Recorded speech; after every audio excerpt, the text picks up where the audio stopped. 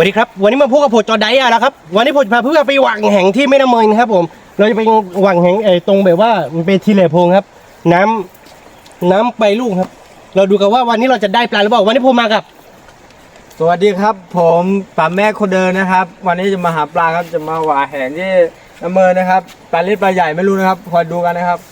ชื่ออะไรครับผม ชื่อจาวาครับ คิดว่าวันนี้เราจะได้ปลาหรือเปล่าครับ ได้ครับได้แน่นอนครับ ได้ครับ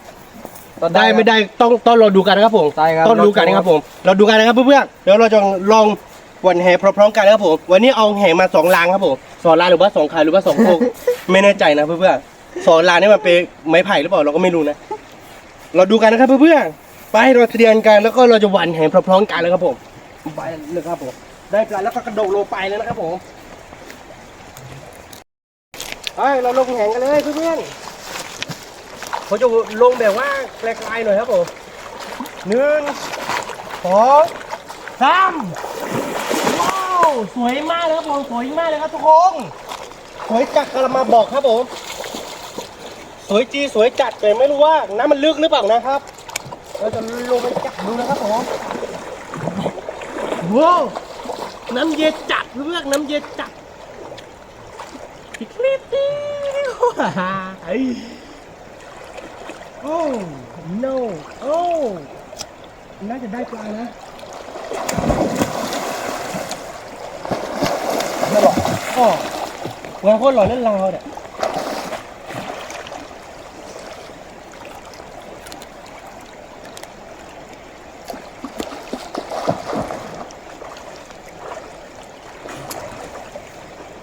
โอ้โหวันนี้ต้องได้ปลาแน่นอนครับผมมากับปัดแม่กิ๊กนี่น่าจะได้ปลาครับผมปัดแม่กิ๊กคนเดิมครับป๋ามีปลาไหมป๋า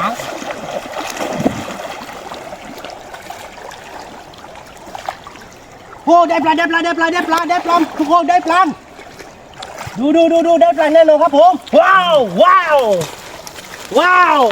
1 ตัวครับผมบางปลาติหรือเปล่าบาง เป็นหนึ่งเราดูก่อน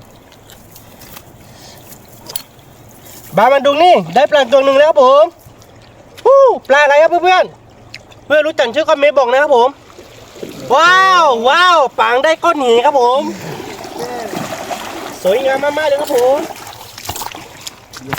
ปลานี้ไม่ได้เลยนะครับโอ้โหได้แต่ก้อนหินนะครับโอ้โหใหญ่มากเลย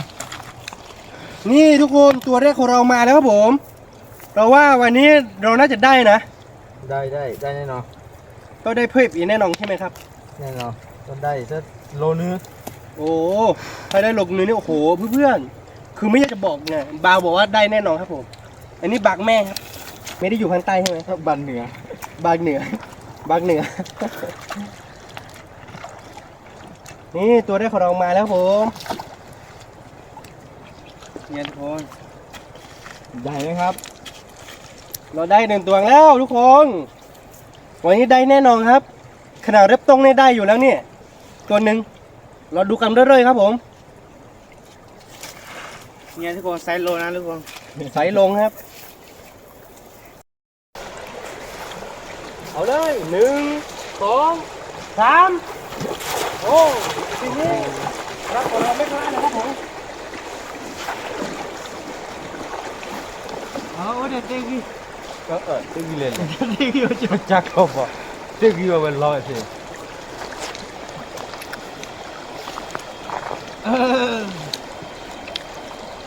เราดัดแค่ใจกันเลยเนาะ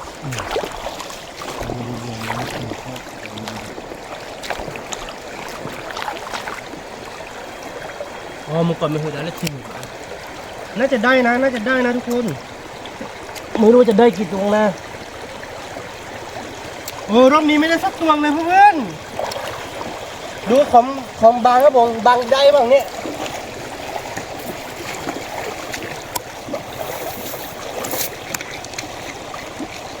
โอ้โห บางไม่ได้เหมือนกันนะครับเพื่อน โดนกี่ไม้นะครับเพราะว่าตัวนี้มีกี่ไม้นะครับเลยไม่ได้ปลานะครับ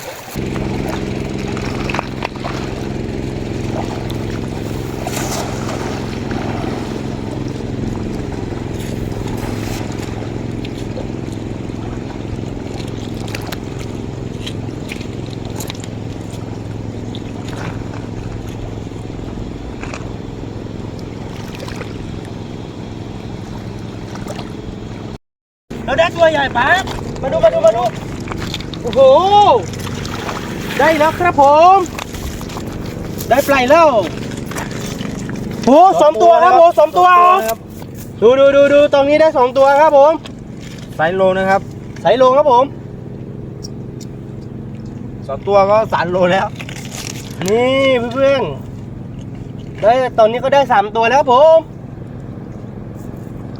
เรานี่เก่งเหมือนกันนะเนี่ยโอ้ยของเรามันใหญ่อะ คือตอนนี้บางยังไม่ได้ครับผม ก็รอดูนะครับรอยนิดนึงนะครับ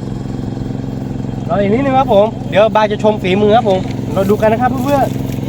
อยู่ที่นี่เห็นหรือว่าอยู่ที่โคนนี่ยังไม่รู้นะครับ ถ้าเรารู้อย่างเดียวนะครับ ๆมันอยู่ที่โชคของเราหรือเปล่าเราไม่รู้นะลักว่าเล่นแย่เด็กบ้าเลย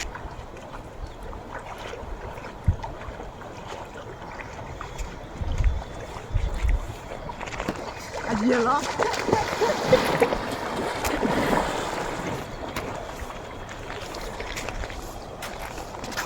โอ้โหว้าวเพื่อนได้รองเท้าคำหนึ่งครับผมสุดยอดนะครับผมแล้วปลาหายาวด้วยเพื่อน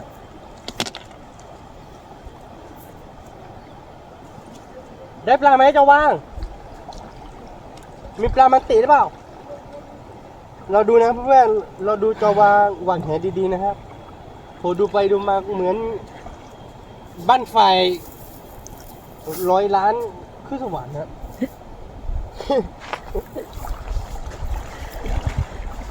ได้ปลาไหมวะ โอ้ไม่ได้ครับ ไม่ได้ไม่เป็นไรเอาใหม่ก็ได้เดี๋ยวก็ได้แก้มือ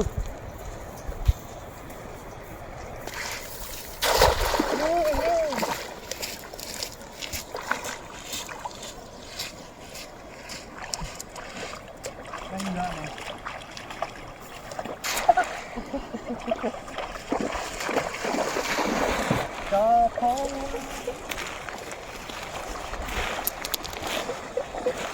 ่เพื่อนลาบ้านนี่เพื่อนมาบ้านนะโอ้เด็กเป็นลาไหมเพื่อขอบหนักที่นะ นี่อะวะ ก็พูดเอาไว้ถือว่าเปิดบ้าไปวันนี้หวังแหมไม่ค่อยได้ปลังเลยเพื่อนแต่อย่ายอมแพ้ครับโครองถ้าไม่เมื่อใดที่เรายังไม่ยอมเดี๋ยวเราก็ได้ครับผมเพื่อนอย่ายอมเลยครับผมวันนี้ฝันมืดครึ่งเลยครับเพื่อนผมน่าจะตกล็อกหนึ่งนะวันนี้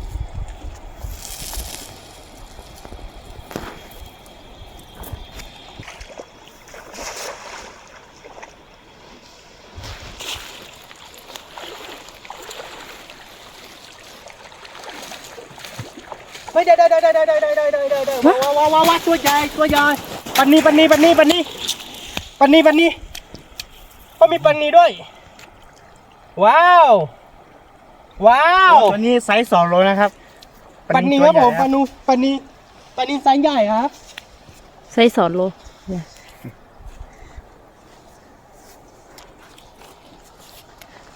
ว้าวสุดยอดกระมังเต็มถ่ายแล้วครับเพื่อนๆว่าแดงที่เรายังไม่ยอมก็คือเดี๋ยวมันก็ได้ครับ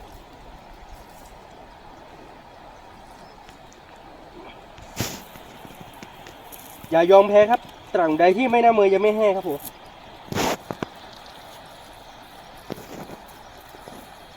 เนี่ยทุกคน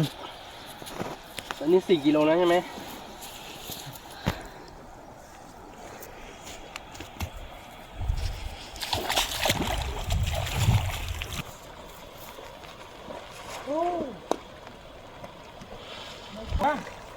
ไม่รู้ว่าจะติดหรือเปล่าคือว่าตรงนี้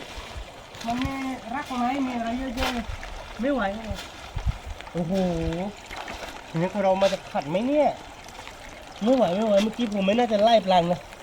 เมื่อกี้มีปลาตัวใหญ่ตัวนึงไม่รู้ว่ามันคือปลาอะไรนะแต่ที่นี่มันมีเศษไม้เยอะมากเลยครับผม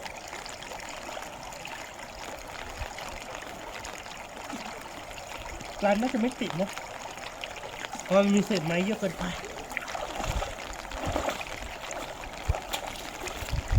หัวบ้านยังหรอปะที่ว่าที่อะไรนี่เพื่อนๆตรงนี้เราเอาแหงมาสามขวด ดูกันนะครับแหนใหม่นะครับของบ้านนะครับเมื่อกี้นี่น่าจะอยู่ที่แหนนะครับ นี่ของขอบานนี่ดูเพื่อนๆขอบานนี่นั่งเล็กกว่าของผมอีกฮะนี่นั่งเล็กกว่าของผมหน่อยนึงนะค อั รั น บผ นี้ ม เราได้แน่นอนนะ แล้ว ครับ ก็ เมื่อกี้นี่ ของจอวานนี่นักใหญ่สุดครับผมแต่ว่าตัวเตี้ยสุดครับแล้วจอวานก็ขี้เรนสุดครับผมส่วนผมนี่หล่อที่สุดแล้วครับผมแล้วบางนี่ไปรองผมครับผมใช่ไหมครับบาง ใช่แล้ว เราไปหากันต่อครับผมตอนนี้คือเราจะหวานพร้อมกัน3 คนนะครับผมเราจะหน้า1 ถึง 3ครับผมนี่ปลามามอแล้วทีละครับผม1 2 3นี่ไงเนี่ยค่ะเดี๋ยวกันล้านแล้วดิเดี๋ยวเราแค่แต่ปากกาเลยคุยฟันได้ดิ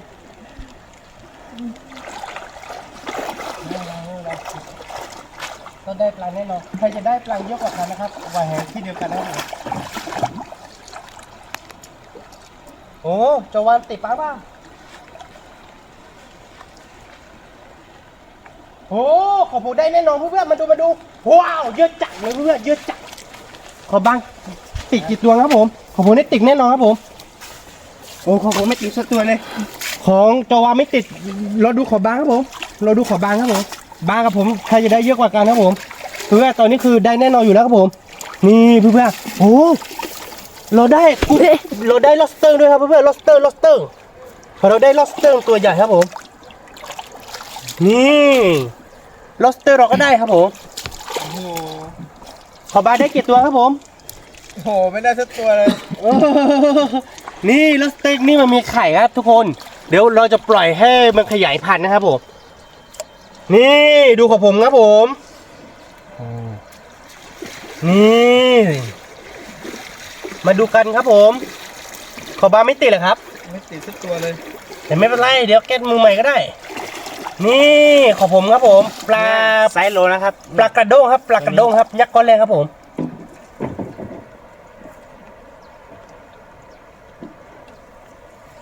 ตัวนี้ก็ลูกปลากระด้งเหมือนกันครับผมนี่เพื่อนๆปลาหวีมาด้วยครับผมมีปลาหวีด้วยครับ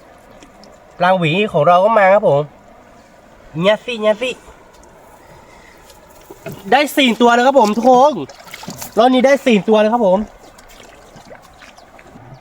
ฝั่งนี้ไม่รู้ว่ามันมีกี่ไม้เยอะขนาดไหนนะครับเราก็ไม่แน่ใจนะเดี๋ยวเราจะลองดูเพิ่มน้ำน่าจะไม่ได้ลึกเท่าไหร่นะ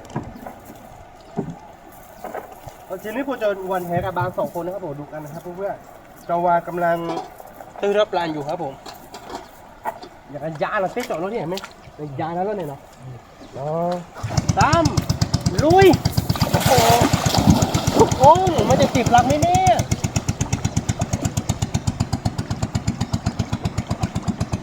มาดูกันนะครับบากับผมแข่งกันครับผมว่าวันนี้ใครจะได้เยอะกว่ากันครับผมติดปลาไหมเนี่ย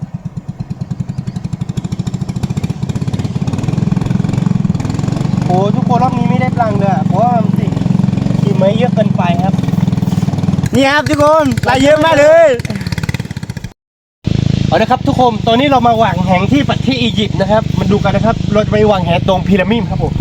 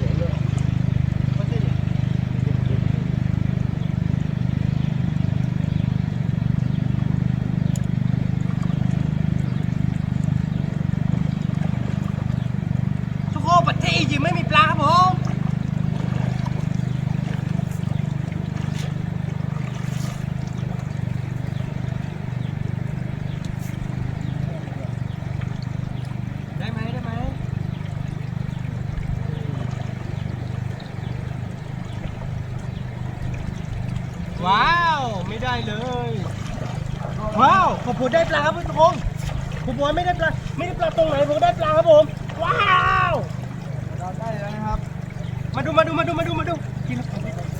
มาดูทุกคนผมได้ปลาครับผมปลาครึ่งครับปลาครึ่งเนี่ยตะโคนี่คงผมว่าไม่ได้ปลาแต่สุดท้ายผมก็ได้ปลาครับผมอันนี้ไม่ใช่ปลาหางแดงนะเพื่อนๆเป็นปลาครึ่งครับอันนี้ถ้าตรงสูงเนี่ยตัวมันใหญ่ครับน่าได้1 ตัวครับผมเอาเจ้าว่างจะว่าได้กี่ตัวแล้ววันนี้ ไม่ได้สักตัวเลยครับ แต่ไม่เป็นไรครับแก้มือใหม่ครับผมที่จะไม่ได้ก็ได้กี่อยู่แล้วแหละไม่ต้องห่วงหรอก บ้านนี้ไม่ได้สักตัวนะครับ บาทได้กี่ตัวแล้วครับผม ยากเลยครับ ดูอันนี้ฝีมือจอดานคนเดียวครับผม ตอนดันได้คนเดียวเลยนะครับ จอดานได้ยืดจักรกระมันเต็มไทยแล้วครับเพื่อน เนี่ยทุกคนได้เพื่ออีกตัวแล้วครับ ๆนี่รอบนี้เราจะวาง3 คนพร้อมกันครับผมเราจะวางใกล้ๆที่เดิมนี่แหละครับ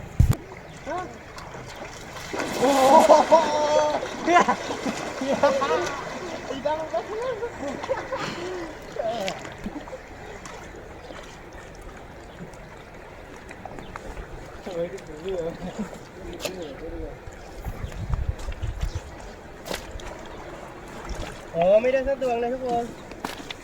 ไม่ได้เลยรอบนี้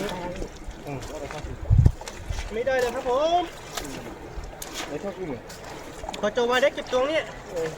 พอบางได้ไหมไม่ได้เลยครับบางก็ไม่ได้เหมือนกันครับผมพอโจมาได้เปล่าได้บอโจมาได้ปลาบอ ไม่ได้ครับ บ่ได้บ่เป็นหยังเนาะบ่ได้บ่เป็นหยังเข้าไปก็ต้องเด้อดูเพื่อนๆพีระมิดนี่คือมันเป็นก้อนหินหรือว่าอะไรฮะเดี๋ยวผมจะลองทำให้ดูครับเพื่อนๆดูผมจะให้ปรับเม็ดทับตำนะครับผม โอ้โห โอ้มันน่าจะแข็งเหมือนกันนะครับทุกคนจะว่าเราดูไหมดูเด็กดูจังหวะทำแล้วมันมีรูครับเพื่อนๆเฮ้ยเมาครับผม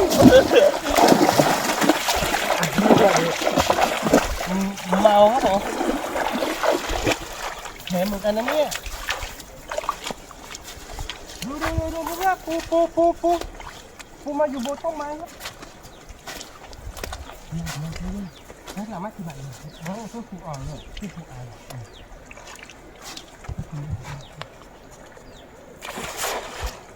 ให้กิน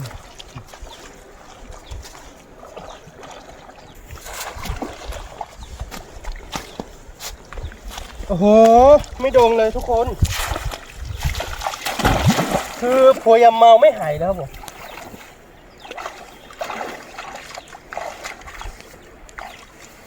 ป่าได้โอ้ป่าบ่ได้เหมือนกันเนาะบ่ได้บ่ไปยางเนาะป่าเนาะ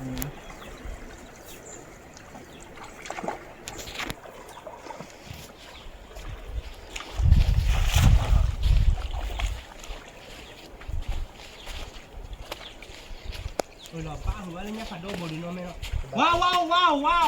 วติดลำไหมเนี่ย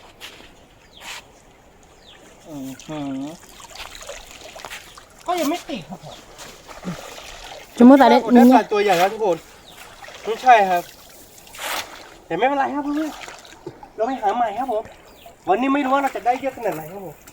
ไหนๆก็มากับจอวานแล้วก็ป่าแม่แล้วก็คือผมจะทำให้ดีที่สุดนะครับผมนี่ทุกคนเราจะมาวางตรงนี้นะครับมีโต๊ะไม้เยอะมากเราไม่รู้ว่ามันจะมีกี่ไม้เยอะขนาดไหนนะครับมันมีโต๊ะไม้ลงอยู่ด้วยนะครับเพื่อนๆเราดูกันนะครับผม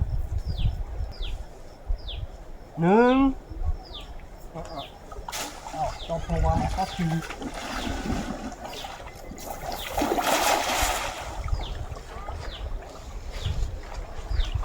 เดี๋ยว7 บาทด้วยไหม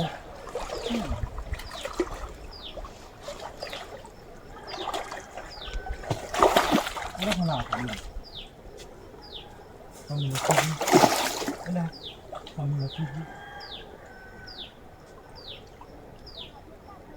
เอาแบบกลัวให้ น่าไหวอ่ะมีกีบไม้เยอะมากนะครับทุกคน ไม่รู้ว่าปลาจะเตะหรือเปล่านะมีกีบไม้เยอะจากกะละมังเต็มถังนะโอ้โหไม่ได้ปลาครับ แต่ไม่เป็นไรครับ ไปหาใหม่ก็ได้ครับ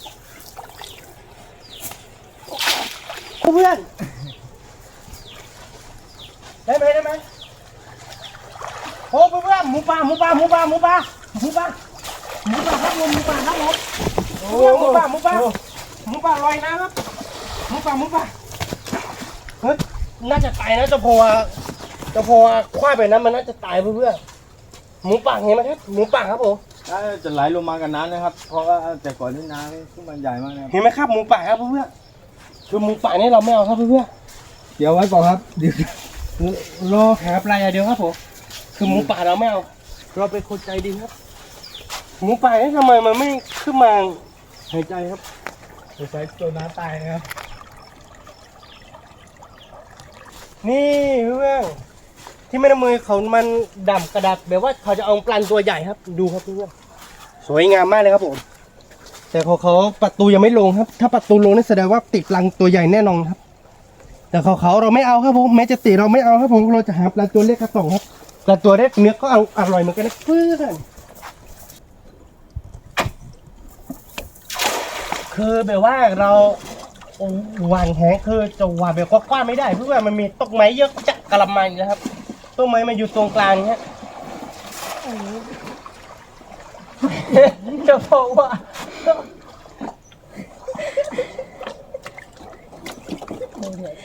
เห็นตัวน้ำละ เพื่อนจะไปฝั่งนู้นไหมครับเดี๋ยวผมพาไปครับผมนี่เรือของผมเองครับผมเพื่อน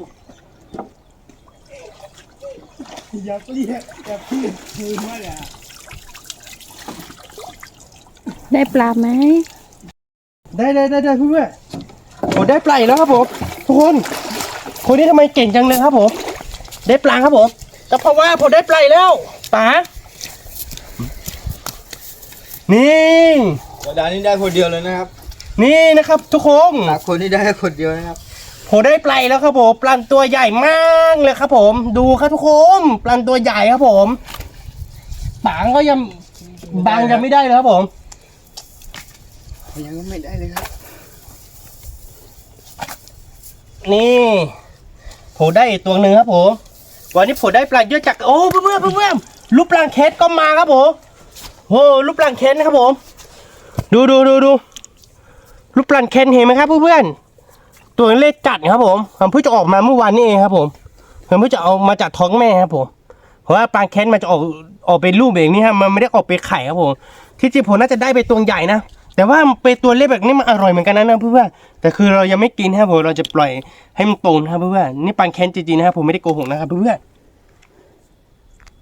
อ๋อปลาขั้วบ้านนี้มาแล้วยักษ์คุยโบดยักษ์คุยโบดด้วยยักษ์คุยยักษ์คุยป่วยชี้กินนี่หรอเดี๋ยวเฮกเตอร์ผมก่อน กันเยอะขึ้นแล้วนะครับ ปลาเยอะขึ้นแล้วครับผมทำแบบว่าเราจะหางเพิ่มอีกสัก5 ตัวเนาะเราจะไปทานกับข้าวกันทีนี้ดูทุกคนเนี่ยโจดาได้ปลาก็ประมาณนี้นะครับเพื่อนเดี๋ยวผมจะโชว์ให้ดูนะครับไม่รู้ว่ากี่ตัวนะ2 3 4 5 6 7 8 9 10 ตัวนะโจดาได้ปลา10 ตัวแล้วนะครับผมทีนี้เราจะวันไว้ว่าโคลัม5 รอดใครจะได้เยอะสุดครับผมต้องไปโคมหน้ารอนอย่างเดียวครับผมคนที่ได้น้อยสุดก็คือต้องไปโคทำกับข้าวครับเราดูกันนะครับทุกคนบางเราลุยกันเลยบาง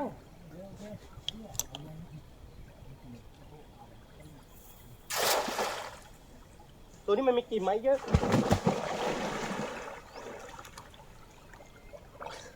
โอ้น้ำมันเชี่ยวมากเลยทุกคน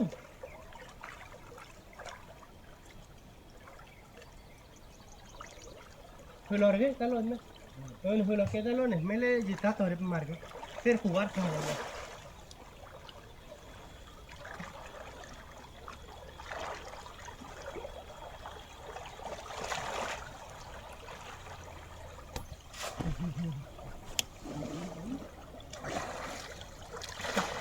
รอบนี้ใครได้ปลาครับผมขอโพที่ว่าจะดึงขึ้นนะฮะขอโพมันน่าจะติดก้อนหินเยอะเกินไปครับเพื่อนๆไม่รู้ว่าจะได้ปลาหรือเปล่านะว้าวว้าวว้าวว้าวทุกคนมาดูกันก้อนหินลูกใหญ่มากนะครับผมแต่ไม่ได้ปลาครับผมคิดว่ามันเป็นปลาตัวใหญ่ครับทุกคนมาดูนะโอ้โหติดมาได้ไงเนี่ยนี่ทุกคนติดมาโคตรเยอะเลยครับผมติดมาเยอะมาก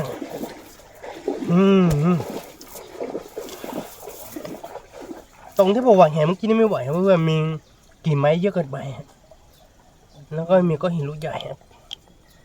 ก็เลยไม่ติดปลาครับ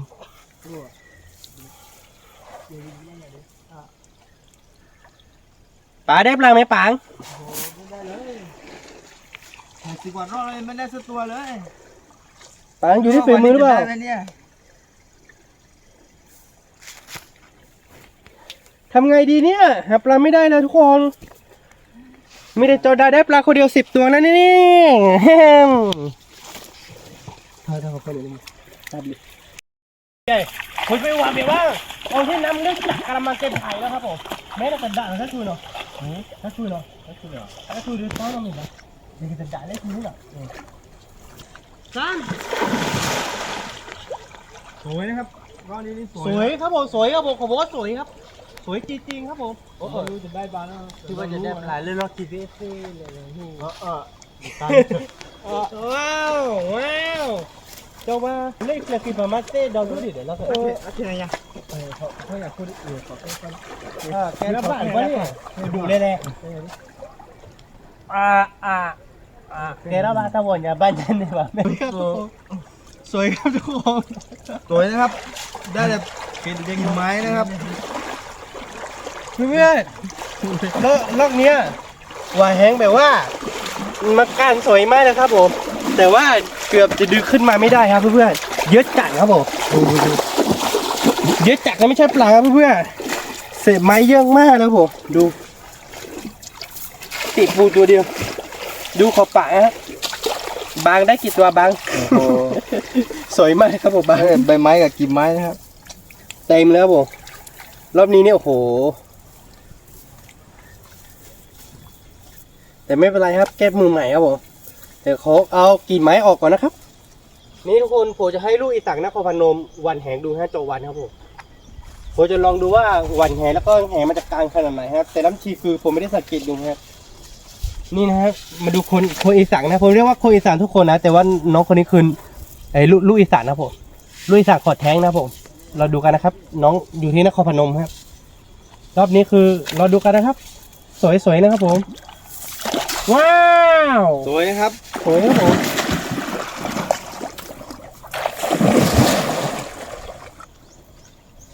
ลุยสาได้ปลาบอเฮ้ยได้เหรอ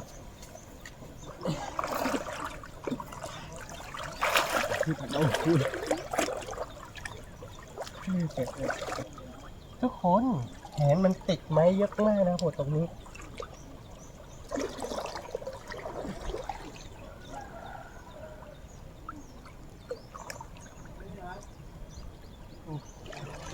ว้าบ้ากว่าเลยไหม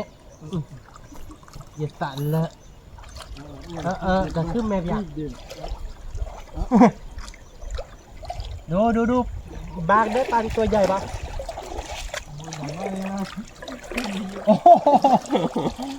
พอบางสวยครับ ได้กิ่งไม้นะครับโอ้ยหลายรอบแล้วนะครับไม่ได้ปลาเลย เนี่ยวะ โอ้ทุกคนไม่ได้นะครับ ไม่ได้นะครับทุกครั้งเลยเหรอคะ เมื่อไหร่จะได้สักทีครับ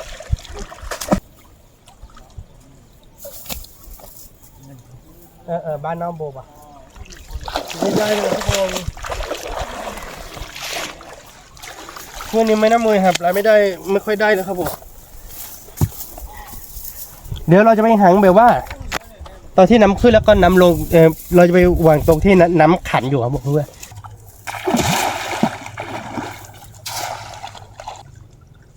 ที่เดียว ได้เลยคุณเล่ที่การไปเข้าเรื่องปุ๊บเลย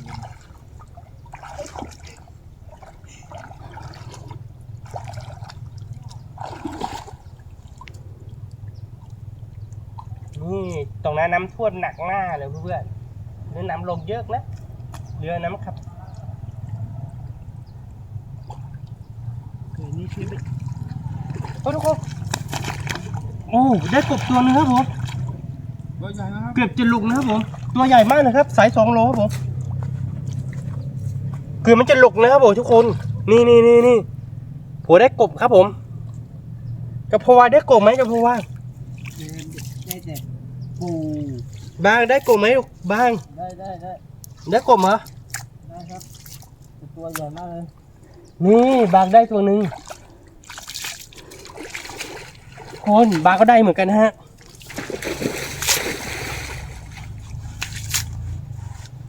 นี่ทุกคนมาดูครับความแตกต่างระหว่างขอบบางกับขอบบางกับขอบผมนี่ไซส์ลงครับ นี่ไซส์2 โลมาครับ ชอบทำให้ผ่านแล้วนะครับดูทอดดิ โอ้จะพอวันได้ปลาครับผมทุกคน ตัวแรก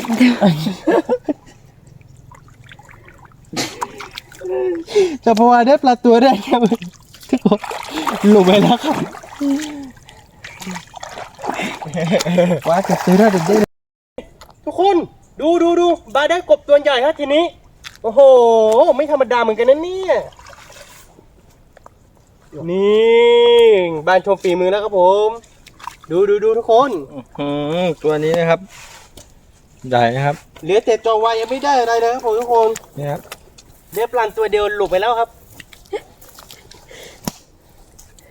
เดี๋ยวเราจะลองดูว่ามันมีกบเยอะไหมทุกคน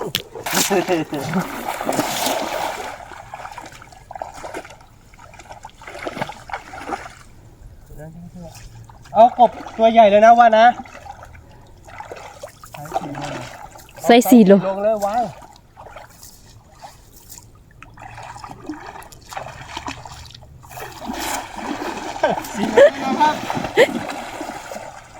มันจะโดนได้เฮ้ยทุกคน โอ้โห ว้าว ใหญ่นะครับตัวนี้ โอ้โหพุ่มโห ว้าว ปลากระรอบบีก็มีครับ นี่ทุกคนปลาสแลกครับผมปลาสแลกตัวใหญ่ครับผมโหไม่คิดว่ามันจะมีปลาสแลกนะทุกคน นี่โอ้โหทีนี้ผมได้ปลาตัวใหญ่มากเลยครับทุกคน ใหญ่สูงนะครับ นี่ปลาสแลกครับผมทุกคนปลาสแลกตัวใหญ่ครับ ใหญ่ไม่รู้ตัวนี้ใหญ่สุดแล้วครับผม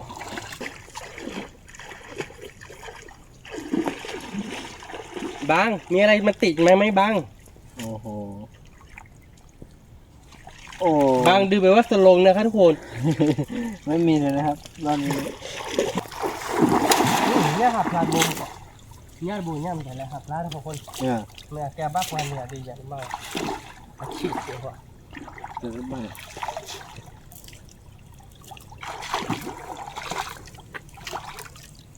น่าจะดงนะรู้สึกว่า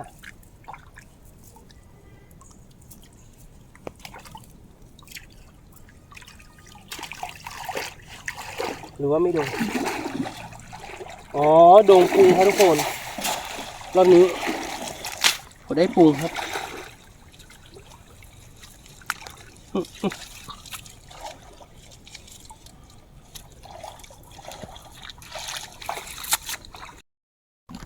ว้าว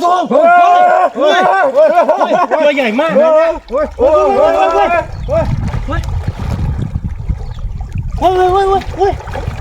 นะตัวใหญ่ครับทุกคน จัดดีๆนะครับ โอ้ตัวนี้ตัวใหญ่ครับผมไปไหนแล้วเนี่ยเว้ยทุกคนโอ้นี่ได้แล้ว โอ้ได้แล้วครับ ทุกคนผมไม่ได้โกหกครับผมจะเปิดให้ดูนะครับทุกคนโอ้โหจอร์แดนนี่เก่งจริงๆครับ ตอนนี้ได้คนเดียวเลยนะครับ นี่ทุกคน ดู ตัวนี้ครับ ไซส์ใหญ่ครับผม ว้าวทุกคน นี่ คิดว่าไม่มีแล้วนะครับเนี่ย จับไปทุกคนจับไปโอ้โหมีปลาตัวใหญ่ทุกคนดูตัวนี้ก็ยังมีครับผมว้าว บอกเล่นๆนะครับ นี่ทุกคนว้าว นะครับ โอ้โห ขอแท้ เขาแท้กันทุกคนโอ้โหได้แต่2 ตัวเลยนะครับนี่จะว่าอีโอ้โห เนี่ย ไซส์10 โลนะครับ บอกคิดบอกฟ้าว่าปลาจะมีเยอะขนาดนี้เนาะทุกคนเนาะโอ้โหมีปลาตัวใหญ่เหมือนกันนะเนี่ยบอกเล็กๆเนี่ยโอ้โหแต่ว่าปลามันตัวเล็กนิดนึงนะทุกคนทุกคนปลาเยอะจัดได้ตัวหนึ่งแล้วครับทุกคน2 ตัวมันจะมีปลานีไหมเนี่ยหรือว่าปลานีมีแค่2 ตัวเราไม่แน่ใจนะครับทุกคนก็พอว่าได้ไหมพอว่าได้กี่ตัวแล้วตัวเดียวของตัวเองใช่ป่ะ ตัวใหญ่ด้วยนะตัวใหญ่ใหญ่สุดใหญ่สุดนะ แล้วสุดท้ายของเราครับได้ไม่เป็นไรครับได้ประมาณนั้นก็เห็นไหมครับปลากระดุก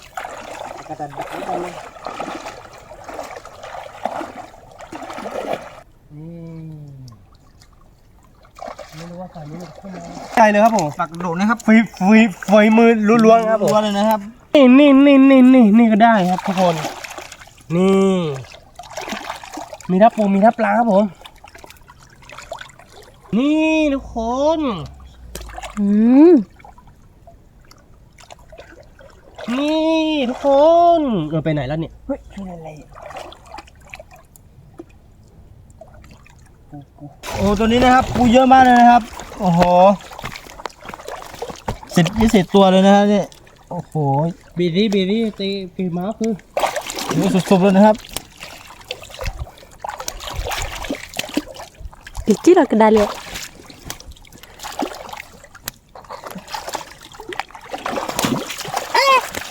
นี่ทุกคนเราจะหว่านแหครั้งสุดท้ายที่ไม่น้ำเมยเมื่อกี้เราไปหาที่บ่อที่โครมการเสร็จแล้วนะครับรอบนี้คือเราจะหว่านแล้วก็คือเราจะไปทากับข้าวกันครับรอบสุดท้ายใครจะได้เยอะกว่ากัน1 2 3ว้าวโอ้โหเยอะจริงๆมันจะติดมันกี่ตัวแล้วทุกคนแต่มันก็มีแหละ ตัวตีแล้วตัวนึง ว้าวผมมาฝีมือครับผมทุกคน ขอแท้ง ขอแทนจริงครับผมทุกคน ตอนนี้ได้แล้ว นี่ผมได้ตัวหนึ่งแล้วนะครับยับปากเลยครับผมนี่แต่เดี๋ยวว่าผมได้แน่นอนอยู่แล้วนะที่เหลือจะได้ว้าวได้แน่นอนครับผมเห็นกันดีอยู่ครับผมแต่ว่ามันคือปลาตัวอะไรนะครับผมปลาวีปลาหวานปลาอะไรก็ไม่รู้นะครับได้ปู โอ้หลายตัวนะครับ ว้าว หลายตัว ขอเฮียได้เยอะจัดครับผมว้าวขอเฮียได้เยอะครับผมนี่ขอบางได้เยอะสุดครับผมทุกคนนี่ของบางเนี่ยหลายตัวนะทุกคนเห็นไหมครับว้าวไม่อยากจะบอกนะครับขอบบางได้กี่ตัวครับผม4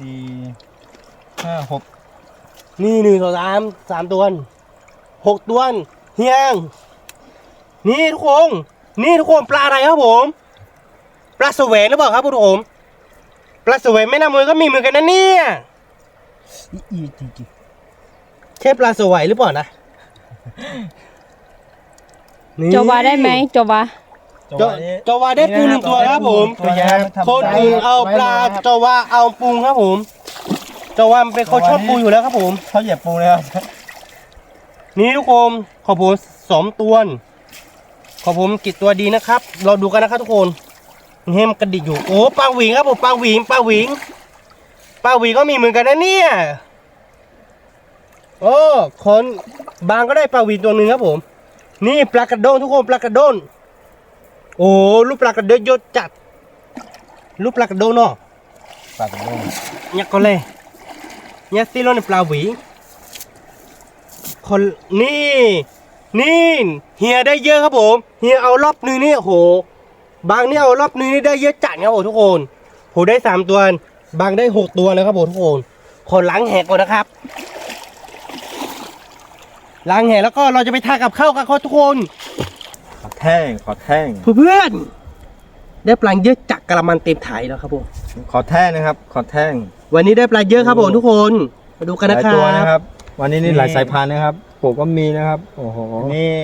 ปลานีปลานิง2 โลนะครับนี่ อันนี้ปลาวัดปลา วาสุระ ปลาไม้พายน้ำมันครับปลานีครับ ปลางู ปลาดุครับ ปลาดุ กลมครับ โอ้โห ลายครึ่งครับ ปลานีครับผม แล้วก็ปลาแสวครับ ปลากระโดครับ ปลาหวีครับ ได้เยอะมากทุกคน ผมเรียกชื่อไม่ถูกครับ ปลาเสลหรือว่าปลากรายครับ ได้เยอะจากกะละมังเต็มถังครับ เราจะไปทำเมนูกันรู้เพื่อน เราดูกันว่ามันจะอร่อยขนาดไหนครับผม คุณคิดว่ามันจะอร่อยไหมครับ อร่อยครับ อร่อยแน่นอนครับ อร่อยครับ ชิมดูครับ แน่นอนครับ เดี๋ยววันนี้ผมจะไปโคทางกับข้าวนะครับ เพราะว่าจาวาได้ปลาตัวหนึ่งครับผม เท่านี้นะครับผม แล้วก็จาวาได้ปรุง1 ตัวครับผม วันนี้คือเราจะไปทำกับข้าวกันครับผม เราไปกันเลยครับผม go let's go นี่ปลาที่เราไปหามาได้ปลานีตัวใหญ่มากนะครับผม คือเราจะไม่ได้ต้มเป็นตัวเป็นนี้ฮะ เราจะสระไป2 ทีครับผมทุกคน นี่ตัวใหญ่มากเนื้อเขาสวยมากนะครับผม ตัวนี้ก็จะเล็กไปหน่อยครับ ตัวนี้ตัวเล็กกว่า นี่ทุกคน แล้วก็ที่เหลือก็เราจะต้มเป็นตัวแบบนี้ฮะ นี่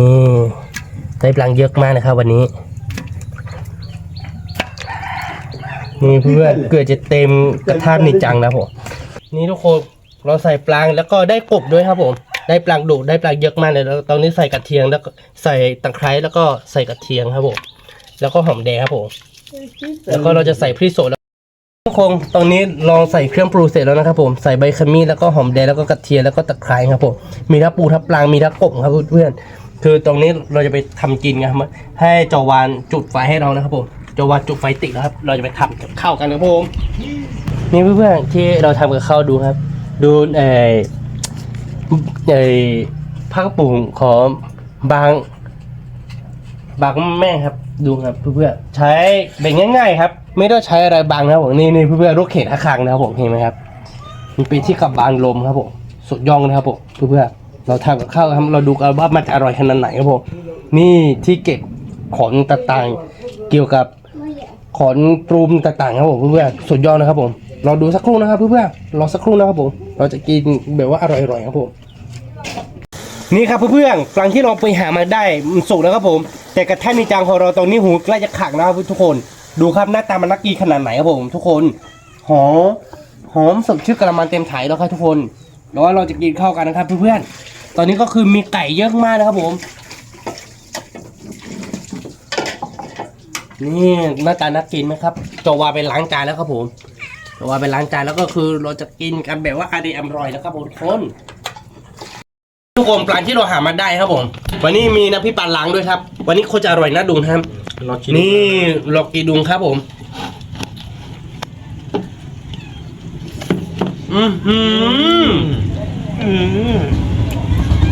อร่อยนะครับสุดยอดเลยครับ อร่อยมากครับผมสุดยอดเต็มถังกระมังแล้วครับทุกคน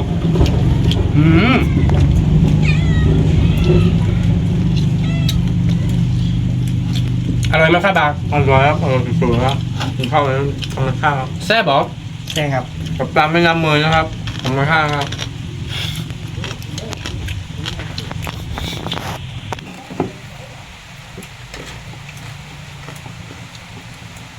ทุกคนปลานีครับผมเราดูกันว่าปลานีแม่น้ำเมยเนี่ยอร่อยขนาดไหนครับผมเนื้อนุ่มๆครับผมอร่อยมากทุกคนอร่อยจริงๆครับผม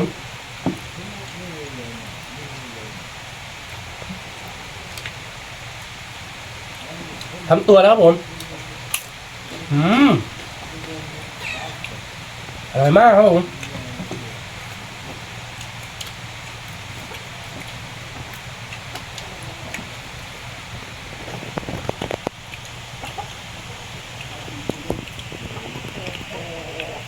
บ้านกินเยอะๆนะไม่ต้องเกรงใจนะนี่บ้านบายเอง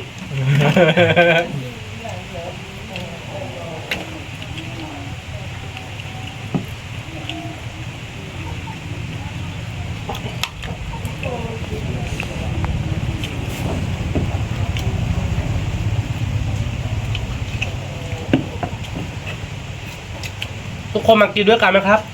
อร่อยนะครับ ตอนที่เราไปหาปลาเนี่ยฝนตกนิดหน่อยฮะแต่ตอนนี้ฝนตกหนักแล้วทุกคนแต่ปลานีนี้มันจะมีกระดูกเยอะไปหน่อยฮะ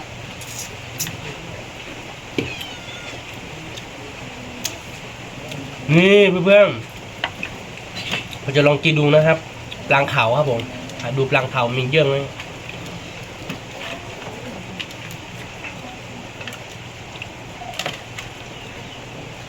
นี่ปลาดุกทับตวงแล้วโอ้ทุกคน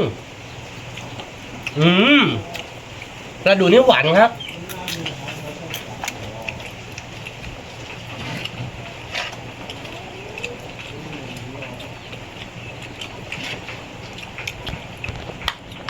ปลากระโดงครับผมปลากระโดงครับนักก็เลยวิ่งเดินไปไม่แต่ปลากระโดงอร่อยมากครับผม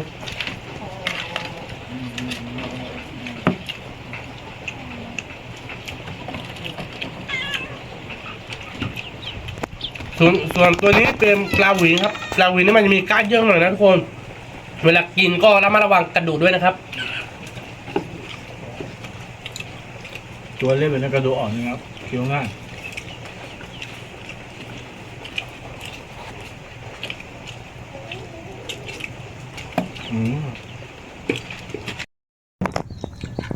กบครับทุกคนกบกบอร่อยมากเลยทุกคนอร่อยกว่าปลาครับ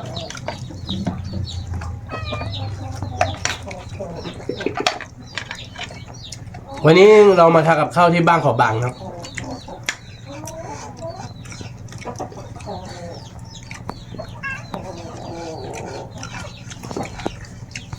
บางอยู่ที่แม่สอดครับบางอยู่ที่แม่สอดแล้วก็มาได้เมียกับโคกระเรียครับบานหน้าตาหล่อครับ บัมแม็กบัมแม็ก บางแม็ก ไปก่อนเด้ออีกครับ หรือเขาเรียกว่าเฮียแม็กก็ได้ครับต่างแม่ก็ได้ครับ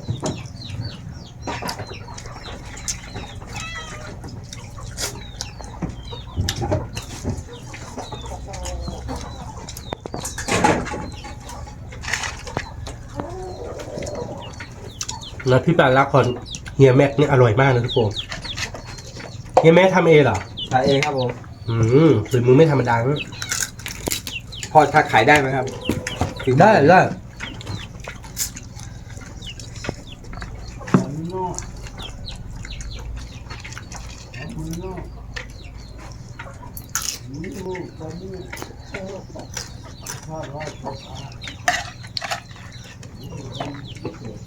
เดี๋ยวไม่แน่หรอเดี๋ยวเบื่อเนื้อดี ก็เพราะว่าเป็นคนอีสานนี่กินกระดูกไม่ค่อยได้ครับทุกคนก็ค่อยกิน เนี่ยทุกคนเนื้อเยอะมากเลย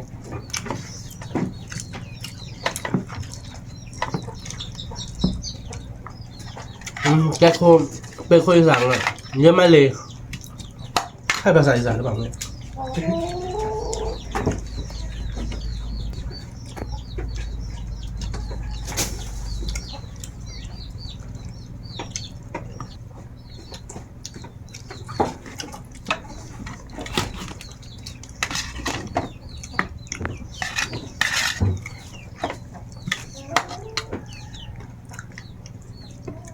ปลาทับตวงครับผม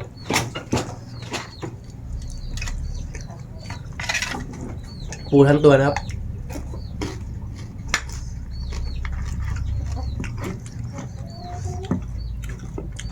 ปูตัวนี้มันจะขมหน่อยนะครับทุกคน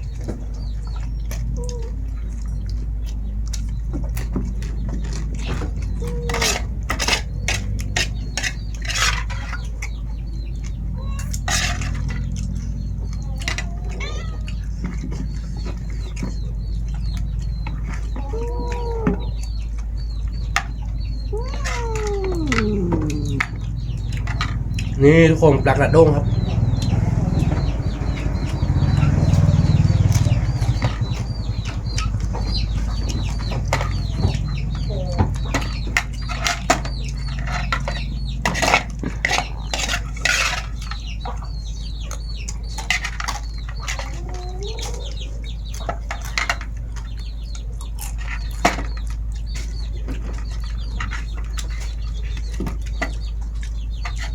อร่อยเนาะอร่อยทุกคำเลยทุกคน อร่อยมากเลย